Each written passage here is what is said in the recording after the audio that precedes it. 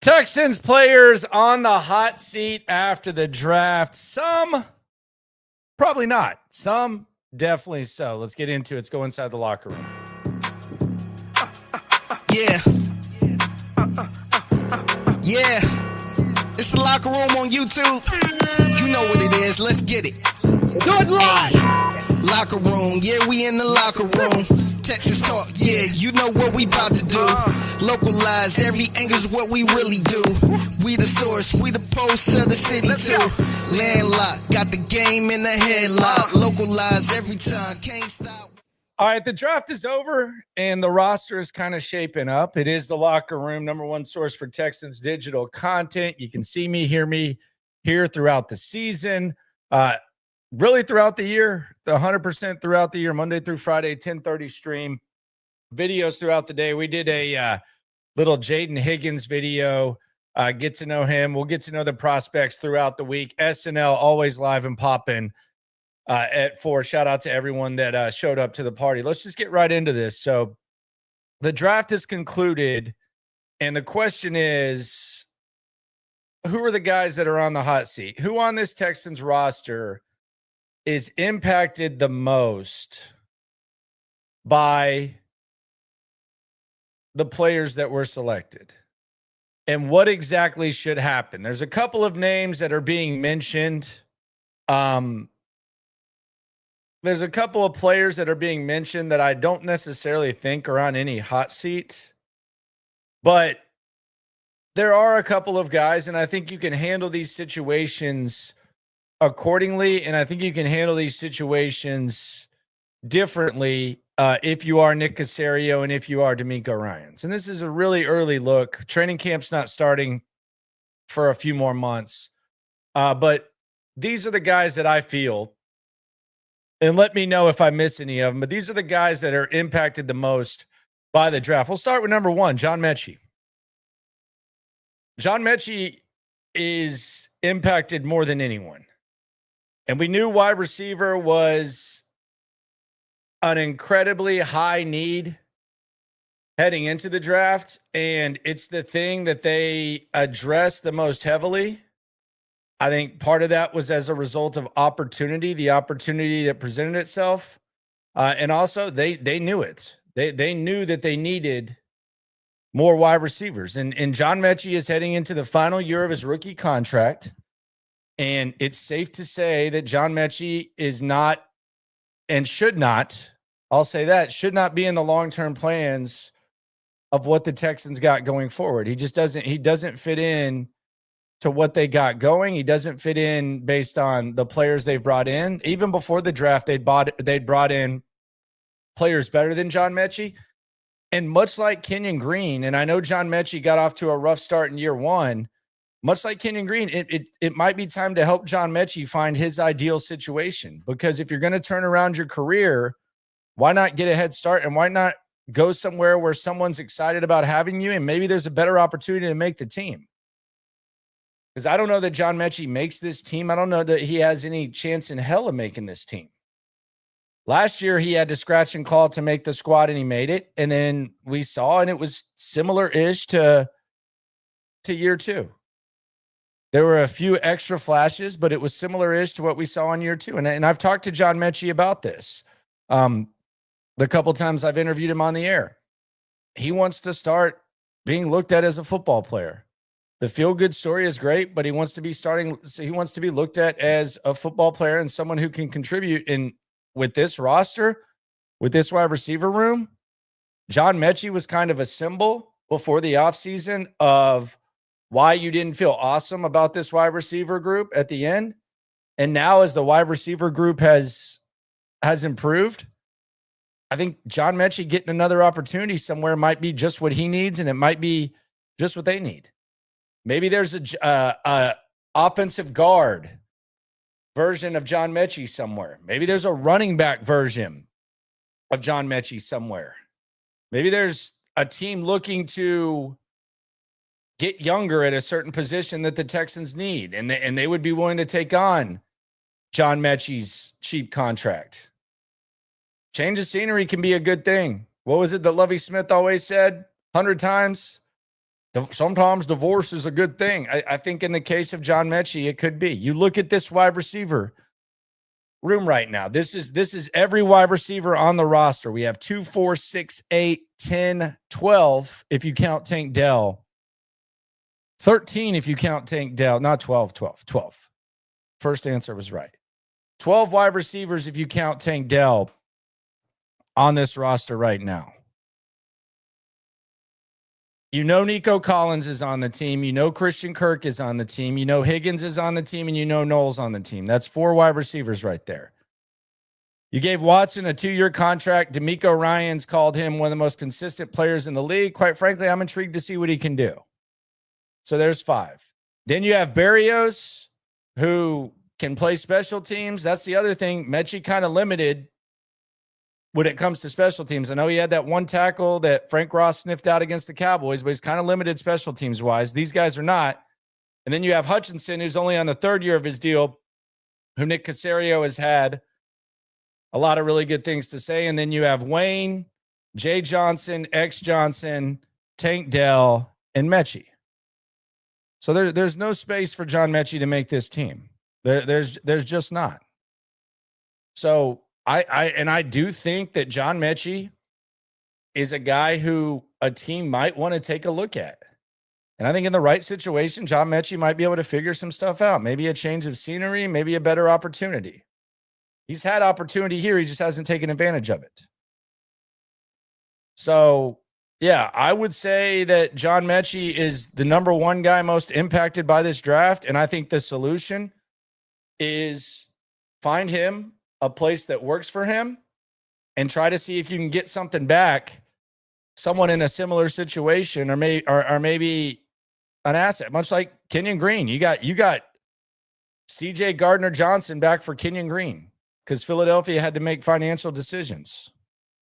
So if you can do that, more power to you. But John Mechie definitely impacted, and I don't see any path toward him making this roster. I would say I could be wrong, but I really wouldn't bet on that. Going to the super chat, Big Preston. He says, "What's up, tall Landry?"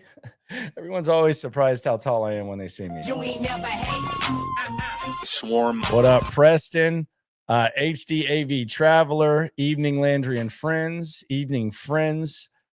Danny says, thoughts on maybe going out there and signing Nick Chubb would be a good swing, even if it doesn't turn out. Also love the content, Landry. Keep going. Never stops, my friend.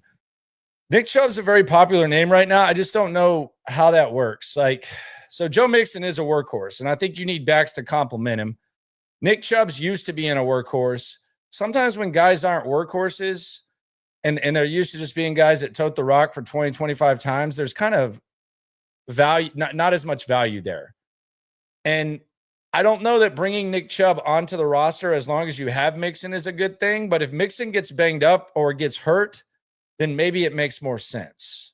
Because what are you going to do? Are you going to give Nick Chubb 8 carries a game? Are you going to change it up? Is he going to want to be playing like a reserve role? I don't know. Nick Chubb is brought up, and also he had the really bad injury. But Nick Chubb is a popular name. They still need running back depth, and that brings us to the number 2 guy that was most impacted by this draft, and that's Dare Ogunbowale.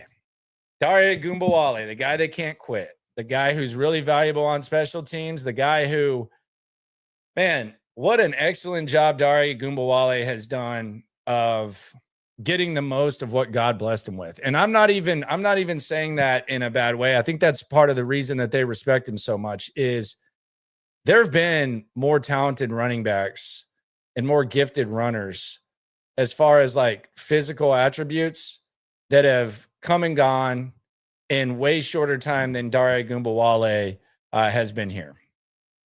But he's hung around, and quite frankly, he's gotten better as time's gone on. With that said, there's kind of a ceiling, and in a perfect world, maybe it's also kind of a mix of the fact that the Texans haven't really addressed running back depth as well as they should.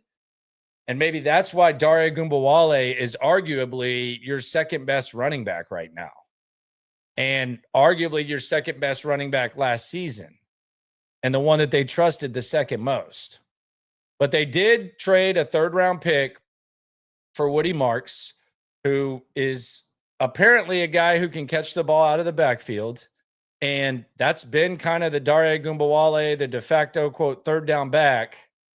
Maybe if Marks shows out in camp, maybe the Texans decide that, the value of Dare Ogunbowale on special teams doesn't warrant a roster spot, especially when they're taking a lot of other special teams guys. So if Marks is a good 3rd down back and he is explosive and he warrants a 3rd-round pick, then the days of Dare Ogunbowale could be numbered when it comes to impacting the team. Now, unlike John Mechie, I'm completely dismissing the possibility of Mechie making the team. You can mark this. If it happens, then I was wrong. Then there you go. More power to you for pointing that out. And it won't be the first and it won't be the last time that I'm incorrect on predicting something like that. But I think Dare Ogunbowale, while it does impact him, he could easily go into camp and beat out Marks. I mean, we've counted Dare Ogunbowale out for a number of years, and they've kept him around for a number of years, and he's been able to contribute, not always when called upon, but a lot of times when called upon. Sometimes, every once in a while. So I'm not going to sit here and say that Dare Ogunbowale, you need to find a different situation for him. Quite frankly, I don't know how many other teams in the league would really want Dare Ogunbowale on their roster, but there's at least some sort of warning. And I still think the Texans might be active in the running back market after the draft. And that would just push back Dare Ogunbowale as far as being an offensive contributor even further back. They could still keep him around on special teams, though, because they really like what he does there. But as far as being an offensive contributor, I think Dare Ogunbowale is definitely impacted and definitely put on notice in this draft. Back to the super chat 2-piece combo from Von Clutch. You ain't never hate. Swarm. Shout out to Von Clutch. He said, Dare, backup kicker. We can't get rid of him. LOL. Yeah, they didn't even. There was talk about, hey, would Kadari kick off last year? And yeah, we definitely did not see that, despite the speculation that could happen. Did not happen last year. We did not see it. So Dare Ogunbowale, number 2. Number 3, all of the offensive line impacted by this draft. There was talk about the offensive line, or the Texans going to attack the offensive line. There was even quota being thrown out there. Texans need to draft 2, 3 offensive linemen. They need to draft this many offensive linemen. They drafted 1. Now, they also brought in a guy who Cole Popovich knows well, actually coached him in college, and he was in New England. Jake Andrews, 3rd-round pick, I believe, a couple of years ago. Missed all of last year with a torn meniscus. They brought in him, so another body. But as far as the offensive line goes, all these guys, you survived. They didn't draft your replacement. So all these competitions that we're talking about at left tackle, left guard, center, right guard, right tackle, all this competition, it's alive. And it's similar to what it was before. Now, I don't look at this as some sort of belief. I roll my eyes at the notion that the Texans believe in this offensive line. I think there was talk about them trying to trade up multiple times. I look at this as the Texans acknowledging that wide receiver was the better opportunity. But I don't think they believe in these guys. I don't think they didn't acquire some of these offensive linemen in the first round because they believe in what they've brought in. I think they just didn't have the opportunity to upgrade. And we'll see what it looks like from a coaching standpoint. But all of these offensive linemen impacted. If we're talking about the tackles, there's an extra body. There's an extra layer of competition there. So we can see what that looks like. But every single offensive lineman was impacted. You've been criticized. You've been scrutinized. Now y'all got your competition here, and there's no rookies trying to take your gig. So let's see what that looks like. Preston back on the soup. If run game is more of a power run scheme, can we trust Pierce? I don't trust Pierce to be a quality running back. I don't trust him to stay healthy either. I think that's another thing that doesn't get spoken of enough about Dameon Pierce. He hasn't stayed healthy. Last year, he was finding his groove, and then he had a soft tissue injury. He was out for a few weeks. So I don't trust Dameon Pierce, and I don't know what this scheme is going to be. I have no idea. Some people think it's going to be power scheme. Some people think it's going to be zone. I just don't. I don't trust Dameon Pierce. I like Dameon Pierce. It's easy to root for Dameon Pierce, but I don't trust him. So those are the three areas and three players most impacted. John Mechie, find him a new spot. Dare Ogunbowale, less offense, probably a little bit more of a battle to make the roster. And the entire offensive line, the often scrutinized, appropriately so, offensive line, definitely impacted. Next one, and it is the locker room. Number one source for Texans digital content is Tank Dell. How is Tank Dell impacted by this draft? I heard this being talked about when the Texans took a couple of receivers on day 2 with 2 of their first 3 picks. Well, what does this say about Tank Dell? Did you expect that Tank Dell was going to play this year? I mean, I think that's a crazy thing to even anticipate, that Tank Dell's going to play this year. I lost count of how many surgeries Tank Dell was going to have. And I'm not even saying this out of disrespect. If Tank Dell goes out there, and I said this from the minute, I think at the post-game show after he got hurt against Kansas City. If Tank Dell goes out before a training camp practice next season, not even this upcoming one in a few months, in 15 months, in stretches, then that's a hell of an accomplishment for him and everything that he went through with his injury and the injuries that he's gone through. So anyone who is expecting Tank Dell to come back sooner rather than later, I think it's unfair to him, and I think it's unrealistic based on what we witnessed and what we saw. So in the short term, if you were holding on to that, I don't know what to tell you. I also don't think they could have, even if he is going to come back, based on the fact he wasn't the same player. And you can blame Bobby. We like to blame Bobby on here, but he wasn't producing, damn it, Bobby, at the same level as he was in year 1 when we saw him come back from that first injury. And then he got hurt and he got even more banged up. So I don't think you could function as if Tank Dell was part of your long-term plans. Now, with that said, I think in a perfect world, and I'm trying to minimize expectations for Tank Dell and be fair, in a perfect world, Tank Dell, if he still wants to play football, Tank Dell is around the team. The team loves him. He's a hardworking guy. They like guys that rehab at the facility. We've heard them talk about that with Petrie. Tank Dell's around the team this year. And Tank Dell is on the roster next season before 2026 trying to make the team. Now, does that perhaps mean that it's more difficult to make the team because there's more guys on the roster? Yes, it does. You're going to have Nico Collins. We don't know if Christian Kirk will be back or not. Higgins and Knoll will be under contract. Watson will have 1 year remaining on his deal. Hutchinson will have 1 year remaining on his deal. And it'll be a more crowded receiving room. But that's what you expect. And quite frankly, if Tank Dell is close to what he was and you have those guys and him, it's a pretty good wide receiver room. So I don't think there was like some overwhelming, like revolutionary take on Tank Dell. I don't think Tank Dell was going to be ready to go by camp no matter what.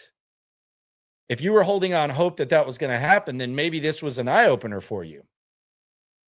But they would be crazy to depend on Tank Dell at this point. Just let the guy get right, let him do his thing, and then figure it out. Like the comeback season and stuff. I know that's like cool to cheer on, and I'm not telling anyone what to do, but man, if this guy's able to walk, if he's able to whenever he has kids, play with his kids. If he's able to run around, if he plays football again, even better. That was a hell of it. Those were, I can't even say that was a hell of an injury. Those were a lot of injuries. Just one of those injuries ended the career of Cecil Shorts. Just that one injury ended Cecil Shorts. He wasn't old. And there was even more to it with what happened with Tank Dell. So I don't think there was a big impact. It might be harder to make the team, but if that guy puts on a uniform and he goes out there and stretches, more power to him. I'm not doing comeback season with Tank Dell. We'll see what happens with him, but comeback season, nah. I don't think he was too significantly impacted.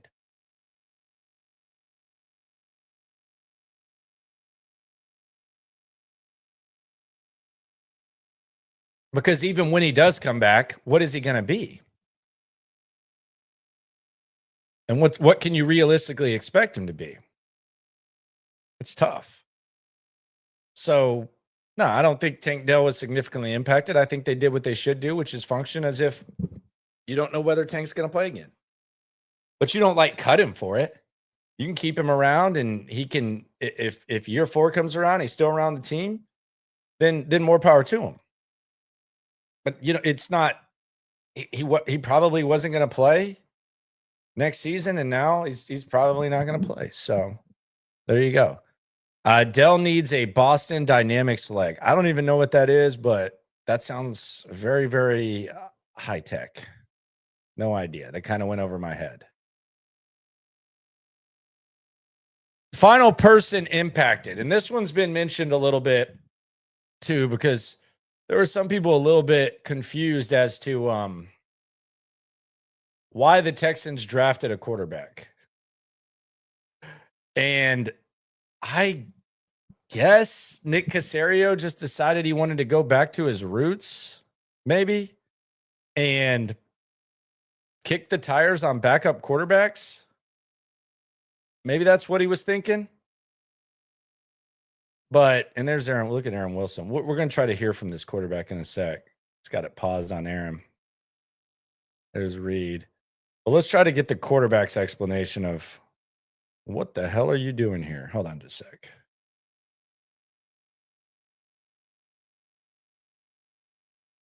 Maybe this is going to work. Maybe it's not. But we'll get to it. But Davis Mills impacted by the draft. The answer for that for me would be no. I don't think Davis Mills is impacted by this draft at all.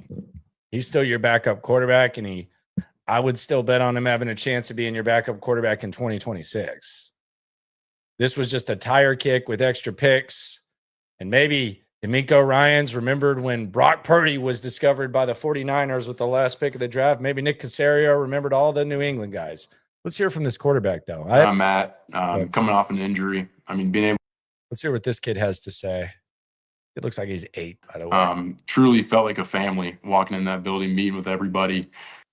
And it's something you want to be a part of. So I think that's one thing that everybody values that in life. They value when people are just real. Okay. So this dude's ready to go. They value when people are just real. Okay. This is Mertz. I'm not really overly interested in this, but I was surprised by the pick. I wasn't appalled by the pick, and I don't think it impacts Davis Mills at all. I'm not going to put this pick on Gerard Johnson, though, unless they just come out and say it.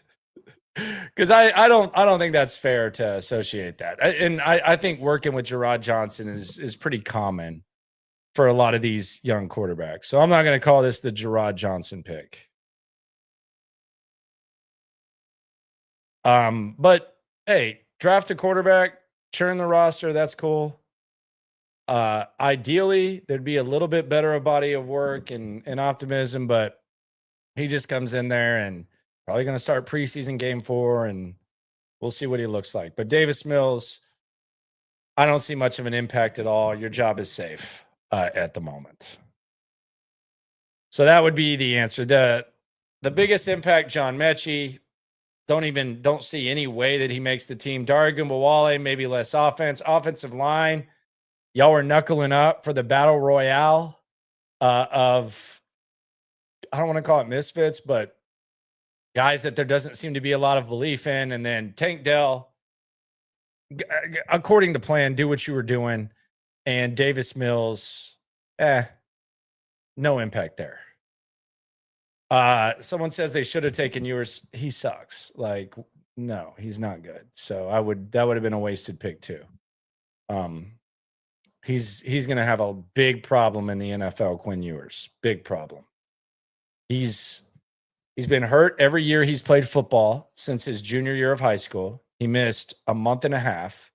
He skipped his senior year of high school to go to Ohio State, made $1 million. His first year at Texas, he got hurt. He hurt his collarbone in the game against OU. The next year he got hurt. He missed some time after taking a hit against, I think it was the Cougs. And then last year he missed some time, and they say that he was hurt. Also has happy feet. Also had a hell of a lot of talent around him. Ewers would have been a wasted pick at all. I mean, it would have been an extremely wasted pick. And sometimes we overanalyze 6th, 7th round picks. I do like the Lachey pick. I just think he's a massive tight end that perhaps had some production left on the bone as a result of going to Iowa, although Iowa does do their thing with tight ends. So I'm a little bit intrigued by that. But as far as the day 3, they took a quarterback, not the end all be all. Davis Mills not really on notice. But no thank you to Quinn Ewers. Sorry. So I've heard this talk about Jaden Higgins and how he fits into what the Texans do and how are they going to use him? How does he pair with Nico Collins? I think he's more of a jump ball receiver, traditional basketball player receiver. The measurables are similar, but I don't think he's the same. If they were the same, cool. I think most offensive coordinators would be able to make two guys with Nico Collins' skill set work. I don't think it would be that difficult. But there's been like a discussion about how does Higgins pair with Nico Collins? How will Nick Caley do that? We don't even know what Nick Caley does. He could be the most clueless offensive coordinator in the world. We don't even know what his system is. We're not even sitting here saying, okay, if you're breaking down this fit, there's not even a talk about, well, you know, in this offense, that, and the other offense, that. We don't know what Nick Caley does. So that's the confusing thing about the Nick Caley situation is we have no clue how this guy fits here or that guy fits there. With the defensive guys that they drafted, we can forecast how DeMeco Ryans might use them, especially knowing that they made the commitment to Petrie and how they're going to play defense and how they want to play defense with that position on the field the majority of the time. But when it comes to how Nick Caley is going to use this guy and that guy, that's one of the more exciting things about this team, and one of the more exciting storylines of this offseason is the uncertainty and the unknown about what exactly that looks like, because we have no clue. Now, we do know that the places he went to, they like to use multiple slots. We also know that they drafted multiple slots. Or they drafted someone that might be a true slot in Knoll, and they have Christian Kirk, who draws a comparison there. If you go by the draft comparisons, they drafted a guy that's compared to Christian Kirk, and they drafted a guy that's compared to Nico Collins and Drake London. So they kind of drafted mirror images. So that might tell you that they're open to being creative. I don't think Higgins and Collins play alike. I just don't think that they play as the same styles. I think Nico Collins is much more violent when he catches the rock. He's capable of going up and getting it, but I think there's a different level of Higgins going up and getting it, and Nico Collins going up and getting it. I don't mean that as an insult, because Nico's really good at it, and I think if you look at the measurables, like, you can kind of see it, because the explosive drills, outside of the 40, like Nico Collins has the edge, and then the jumping, Higgins has the edge, and it's kind of slight. But on the field, it kind of looks a little bit more different where Higgins, I've said this a few times today, but it's kind of the point that I'm hammering home. He looks like he's played basketball before. And that was what he did. And here's the other thing about these guys is Nico Collins' college career was kind of cut short by COVID. And Jaden Higgins' college career was kind of delayed because he wasn't in the recruiting scene as a result of COVID. So I don't want to say that these guys are like both really raw, but let's just be serious. Like if Nico Collins had been, if people had known, like Nico Collins is a better NFL player than he was a better college player. We can agree with that, right?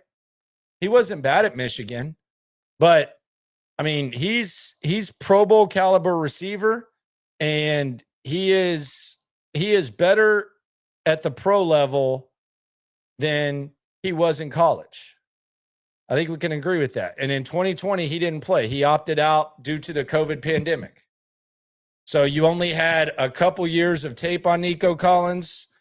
And here's Nico Collins' career stats in college, just to put this in perspective. He had 78 catches, 1,388 yards, and 13 touchdowns.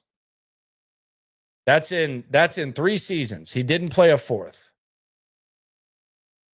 So you're not drafting Nico Collins because of the production, but he ended up developing into a guy who you feel pretty good about. Jaden Higgins started out at Eastern Kentucky. And at Eastern Kentucky, in 2 seasons, he had 87 catches, 1,151 yards, and 13 touchdowns. And the reason that he ended up at Eastern Kentucky is because COVID. Junior year, 2019, high school. Senior year, 2020, didn't start focusing on football till about his sophomore season of high school. Some people lost their whole junior and senior year that were the class of 2020 as a result of all that stuff that went on in 2020.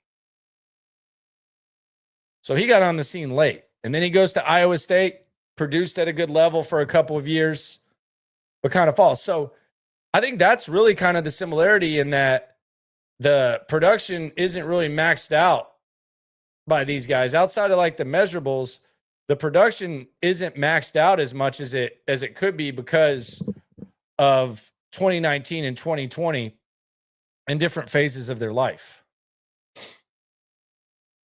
But I don't think that they're similar. Noel, some say, is a true slot. He does look a lot like Christian Kirk when he catches the ball. He's also a guy who can return punts. I don't know if they're going to ask him to do that. Maybe they do. But between him and Kirk, you can do a lot of crazy things. Now, the Texans, the tight end position is still a big area of concern, but the wide receivers at least interesting to watch now. I don't want to say it's a sign of strength, but there's some unknowns and there's reason for optimism, and there's reason to believe that Nick Caley might have a little bit to work with. The other good thing that I like about these guys is I don't want to say that they're going to solve the offensive line issues, but CJ Stroud damn sure could use some guys that can catch the ball in the slot. And Nico can execute the quick game with Kirk and Nico. And then I think Higgins and Noel, both of which are capable of lining up in the slot, they'll allow CJ Stroud to potentially get it out of his hands sooner. John Mechie didn't really allow that. Once Diggs went down, you didn't really have that either. Diggs and Dell. So if they can incorporate the quick game and ask the offensive linemen to block less, and they're not asking these offensive linemen to block for 7-8 seconds like they were asked last year, then that can indirectly improve the offensive line improve the offensive line and keep CJ Stroud upright, keep him in a rhythm, keep the defense guessing. So that can help. The other thing is you have a defense that's as good as it gets. And I think it's interesting. I had this conversation with Stoots today about, the way in which this team gets spoken of as compared to last year is funny because it turns into what you thought the offense was going to be and what they ended up being and how disappointing they were. And now it almost seems like, I don't want to say people are sleeping on this offense, but it almost seems like there's just been a complete 180 now when it comes to the offense, and rightfully so. But I never really trusted that offensive line completely. Now, I might have trusted them a little bit more than this one, but I never trusted them completely. But if you take that mindset of surprise and you look at the other side of the ball, and I know that I have fun with D'Amico, and I call him Demeek with no offense, all that. But if you look at what you thought this defense was last year, you thought it was going to be all right. But look at how you look at it now. Like this defense, despite the fact that your offense was as pathetic as it was last year, they kept you in games. They won you a playoff game to where you completely beat the shit out of the Chargers. And then they really kind of kept you in that Kansas City game before they ran out of steam. And the offense wasn't able to block. And look at what you thought about the defense last year compared to how you feel now. You didn't know that Danielle Hunter was going to have a Pro Bowl year. A lot of guys get paid at this point in their career, and they're not the same. He was solid. He was top 5 in the league, I believe, in pressures. Pro Bowl. Will Anderson, Pro Bowl. Still an elite run stopper, still one of the leaders of the squad. Derek Stingley stayed healthy, best corner in the league. All pro Stingley. It happened. Kamari Lassiter, one of the best young corners in the league. Best corner duo. D'Amico Ryans established himself as a guy that is able to adjust, is able to add new elements of his defense. When he's missing guys, he's able to figure stuff out. And not only that, they added some pieces to the defense. They added more bodies on the edge. They added C.J. Gardner-Johnson. Bullock is there. So, unlike last year, they possess a superpower. We thought the offense would be good last year. We didn't know how good. They had a lot of receivers. I was laying out wide receiver production numbers. Didn't quite work out. But we know this defense is good. Like, this defense is so good right now on paper with how you feel that if it's a top 10 defense, it's almost disappointing. I mean, this should easily be a top 5 defense in the NFL. And I'm not going to sit here and say defense wins championships because obviously the offense needs to have some sort of pulse. For damn sure more of a pulse than they had last season. But they can keep you in games. And they showed that last year. And the other thing that I think needs to be mentioned, and this is why this question is so confusing when it gets asked. And it has created a lot of discussion about last year versus this year, but this does have to be at least acknowledged. The wide receivers that we were excited about, while they weren't producing at the level that you thought they would when they were on the field, they weren't on the field together very long. So that's why it's so hard. Like, you didn't finish the season with Tank Dell and Stephon Diggs. So it's hard to it's not like you even got a full season of that. So that's what's extra confusing about that conversation and that outlook. But if you just look at it and look at how you felt about the offense and what the result was, and I do think that the body of work does matter because it was never, even when they were winning games, they would say in the locker room to us, they would say, man, there's just some meat left on the bone. And you could see it, and it was encouraging to hear.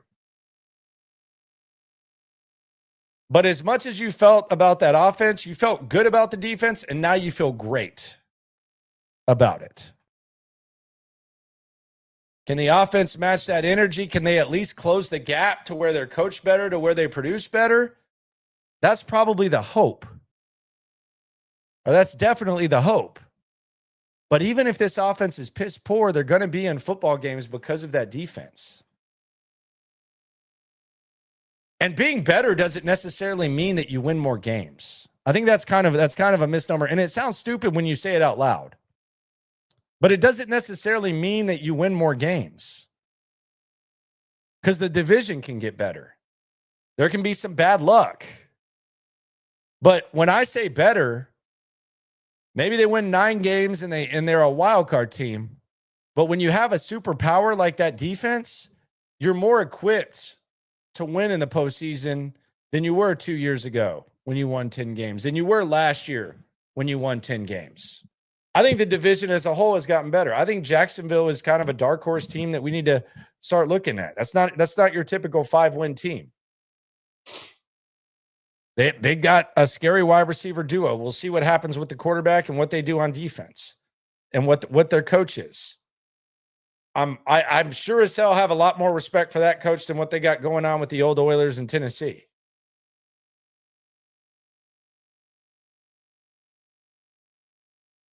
But we'll see what they do. But I would say that they're better because they have a superpower. I know nothing about Christian Harris. Is Christian Harris 100%? I have no idea. I think he was healthy-ish at the end of last season. I just think the ship kind of sailed, and it was a lot of catch-up to ask him to do. And quite frankly, I don't know what their defense is gonna look like now. I mean, you see Jalen Petrie play a large majority of the snaps, and then you make him the highest paid nickel. I would assume that they want Jalen Petrie on the field a lot. So are we talking almost like 4-2-5 type defense where we count Petrie as kind of the nickel? They drafted Jalen Reed. Jalen Reed kind of plays that type of ball too. Is he going to be ready to do it immediately? Who knows? But I think there's possibility he's good to go. I don't know what they're doing with Jimmy Ward. I mean, it looks like he's not a starter and they're drafting safeties. That was a weird-ass extension. Is Jimmy Ward going to be here too? Who knows? That's another guy that can play nickel, traditional safety.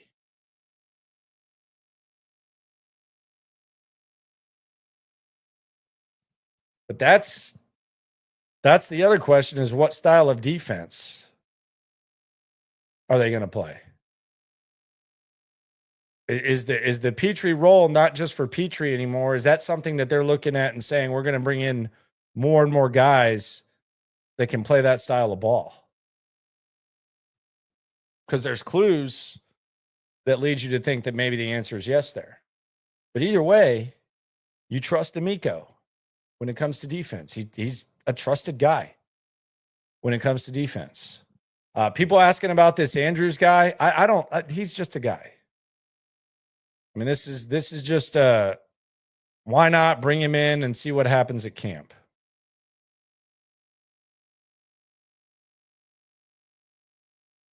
One year with the Patriots and then gone. He was a 4th-round pick 2 drafts ago, 16 games, and then he was on injured reserve for the entire season, torn meniscus. So they're bringing in bodies for him. I saw Drew Doherty put this up. I thought this was interesting. I don't know if this is going to be relevant as the offseason continues or if this is just something to look forward to. But the Texans have, and shout out to Drew Doherty, the Texans have 8 draft picks in 2026, and they have 3 in the top 64 and 6 in the first 4 rounds. So they have a first, 2 seconds, a third, 2 fourths, a 6th, and a 7th. That's a nice layout of draft picks.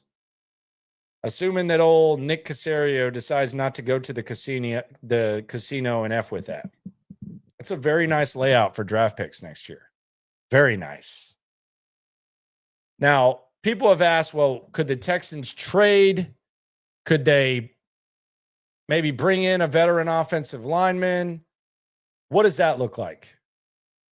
Look, I always know this is dangerous territory when I start mentioning this name and start using it as an example of potentially what they would do. But hear me out on this. When Bill O'Brien signed Matt Khalil, it was obvious to anyone with eyes that he sucked. It was very obvious. It was the same feeling that you had when you saw Justin Britt on the back end. And by sucked, I mean just washed up. Same thing that I saw with Shaq Mason last year.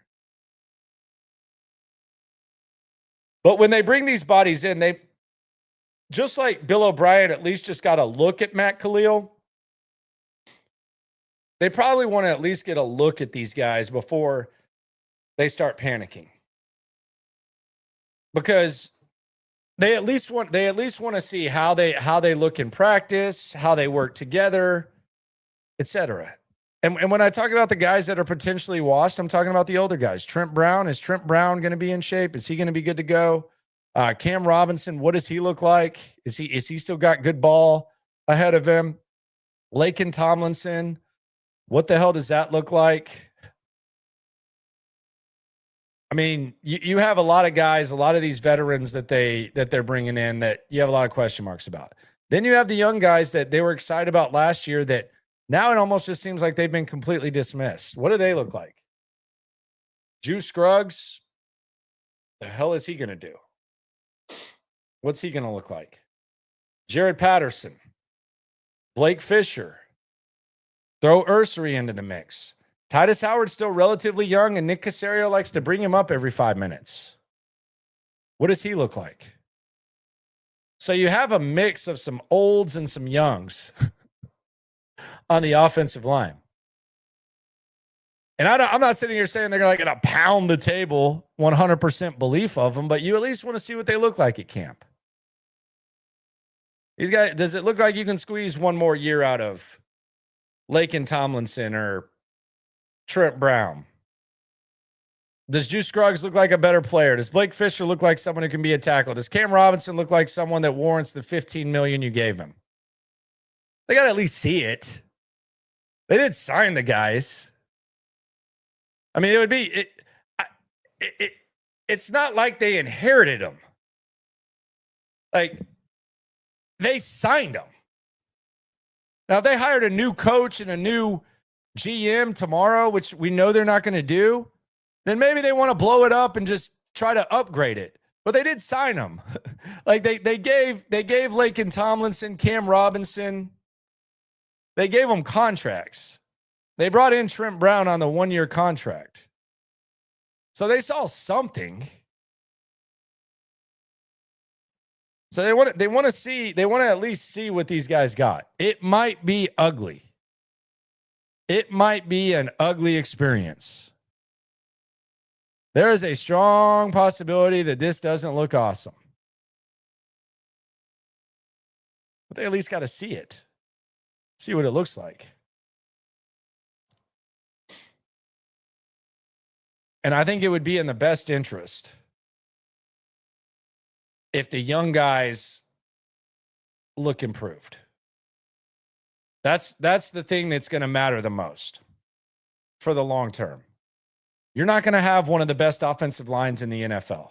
You need to see what it looks like. You need to see if maybe some of the pieces fit together, if they're all working as one, if there's something like that. But you want to see the young guys look better or look like they've taken some steps to where maybe this time next year we're talking about them being back and competing for starting spots. Because right now, I can't tell you who one starter is going to be on the offensive line. I would assume Cam Robinson. And it's even more difficult for me to say. We've talked about 365 days ago today. 365 days from today, it's hard for me to say, well, this guy I'm going to feel good about in a starting spot. It damn sure better be one of those tackles that you drafted in the second round the last 2 years. Damn sure better be. But I can't pound the table and confidently say that. Juice Scruggs, I think it's just as likely that Juice Scruggs is one of the training camp flops this year as it is that you feel good about him as your starting center next year. That's not to dismiss either possibility.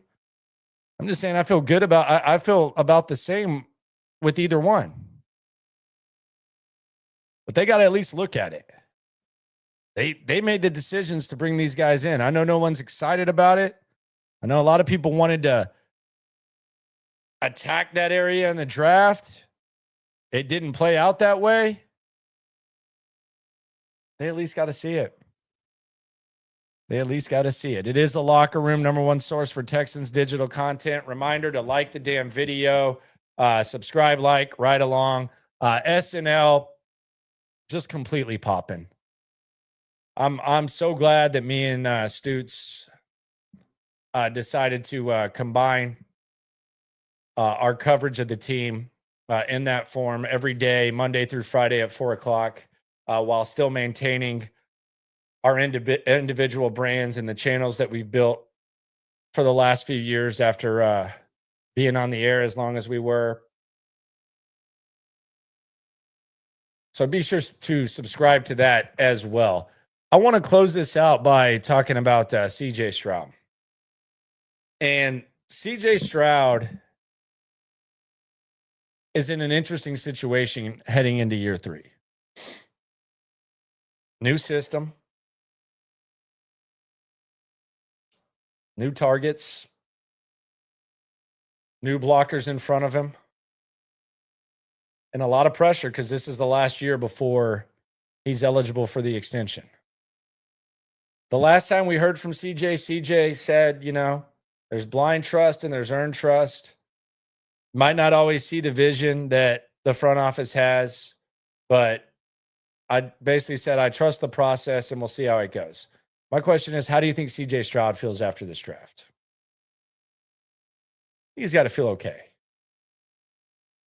It's hard for me to imagine that CJ Stroud's not excited about having a slot receiver that he can throw to and a guy like Higgins that he can throw the ball to, which, by the way, they might want to get on the same page because it seems like kind of back shoulder, putting it up where he can go get it is something that Higgins likes to do. And you definitely want to be on the same page with your receivers all the time. But you definitely want to be on the same page with someone who plays ball like that.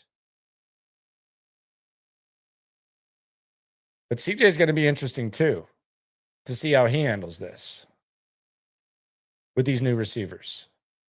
And the unknowns are exciting at this point. When you go into a draft, you have multiple needs. And if you can say that they significantly improved one of those needs with multiple options, not just one guy, I think if you're a quarterback, if you're a fan of a team, if you're Nick Caserio who sits there and tries to minimize the draft and act like there's other ways to get the job done and blah, blah, blah, blah, blah, you got to feel good about it. So I think CJ is probably feeling pretty good. Someone say, well, what about his offensive line? It's been the case the last 3 years. 1 year, he was able to overcome it. The other year, just kind of hit a wall. Didn't have much help, though. Hopefully, he has more help this time around. Damn it, Bobby. So we'll see how that goes with CJ. And D-Love with the Captain Obvious thing. CJ can't throw to nothing if his line can't block for him. Well, he did the last 2 years. Offensive line wasn't that good. Maybe you got to design plays to get rid of the ball quicker. Maybe the receivers got to get open a little bit. That's the other thing that I find funny about this, like this meathead notion. And no disrespect to you, D-Love, but it's like,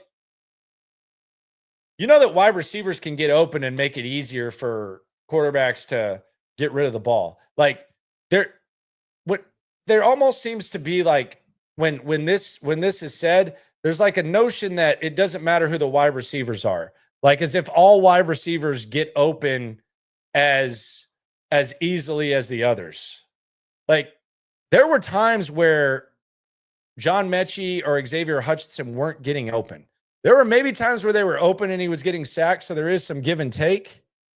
But there's also having good wide receivers also makes it easier to get rid of the ball. So just some food for thought, something to think about. Going back to the Dameon Pierce Dare thing, Derek on the chat says, I think Dameon Pierce is more expendable than Dare.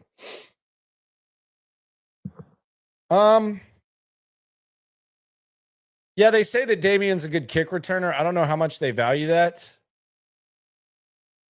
And they obviously value Dare on special teams. And he's better at the blitz pickup and all the other stuff that they like to glorify and talk about.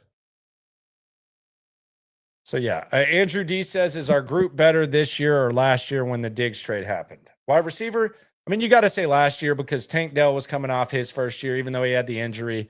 Nico was coming off a really good year, and Diggs was still a pretty productive receiver. So on paper, there's reason for optimism, and there's a lot of options with this wide receiver group. But I would say that they were better last year. Higgins don't drop the rock. Frank Z says that is true. 7 career drops at Iowa State was his were his stats. 7 career drops. Took Collins a couple of seasons to develop. Coaching changes didn't help. Well, quarterback helped too. I mean, let's be real. Davis Mills wasn't helping him, and I mean sometimes it takes a little bit longer. But yeah, there were signs here or there. I didn't think Nico was a number one early on, but you are 100% correct. But the quarterback definitely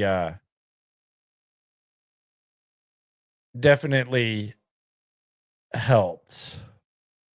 Even the new rookies should provide some depth. That's probably the hope. Corey J. Block.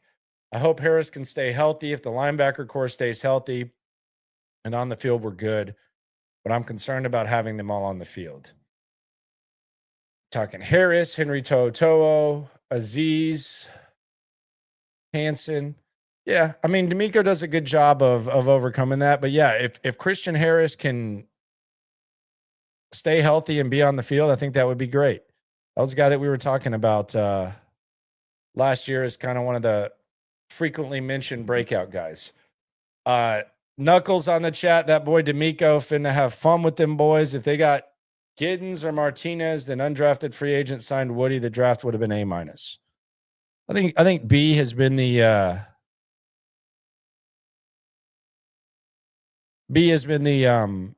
most common thing. Trading Allgood says there's no anchor on the O-line since the Tunsil trade. Was he an anchor though? I mean, if he was just kind of doing his own thing, was he really an anchor? To me, an anchor is that iron sharpens iron, works in all areas. So yeah, I don't know. Was Laramie Tunsil really an anchor?